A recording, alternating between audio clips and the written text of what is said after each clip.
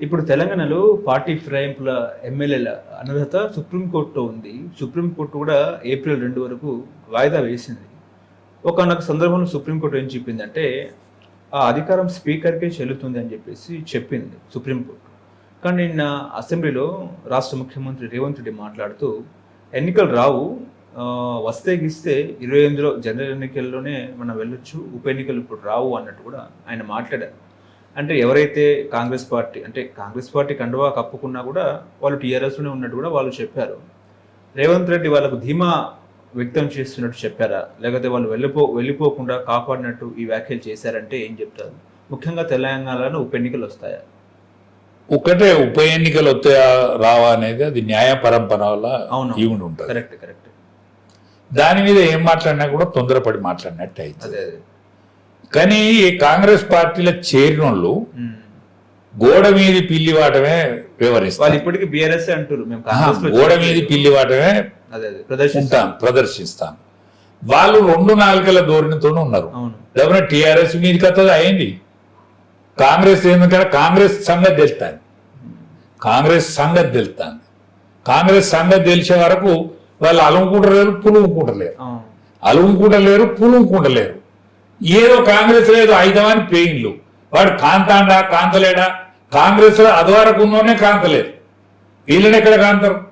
ఏదో పైన ఎలా తీసుకోవచ్చని పెయిన్లు కానీ దమ్మున ఇది ఎట్లా మీదికి లేస్తుందా అనేటువంటి మీమాంసలు ఉన్నారు వాళ్ళు. ఏ మీమాంసలు ఉన్నా కూడా స్పీకర్కి అధికారం కనుక ఇస్తే స్పీకర్ డిసిషన్ తీసుకుంటున్నాక నేను అనుకో. స్పీకర్ మీద మంచి అభిప్రాయమే ఉన్నది ప్రజలల్లో.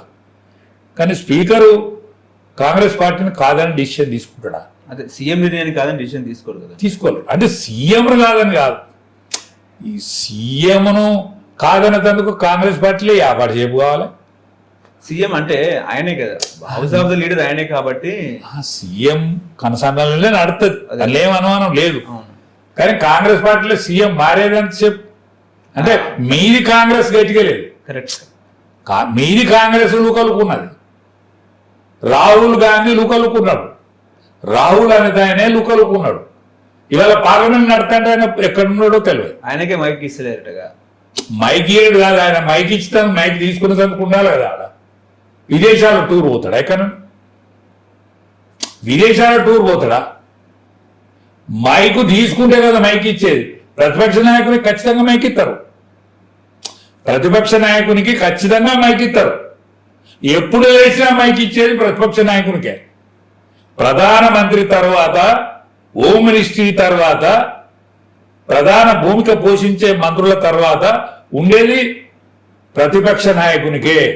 కానీ ప్రతిపక్షం మీద ఫెయిల్ అవుతుంది, శూన్యం ఏర్పడుతుంది కాంగ్రెస్ పార్టీకి.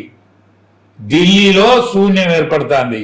అస్థినాలో కాంగ్రెస్ పార్టీకి అస్తం గుర్తుకు పొద్దు గూకుతాంది, పొద్దు కొడతలేదు, పొద్దు గూకుతాంది అస్తం పార్టీకి. అందుకనే రేవంత్ రెడ్డి రేజింగులు ఉన్నాడు.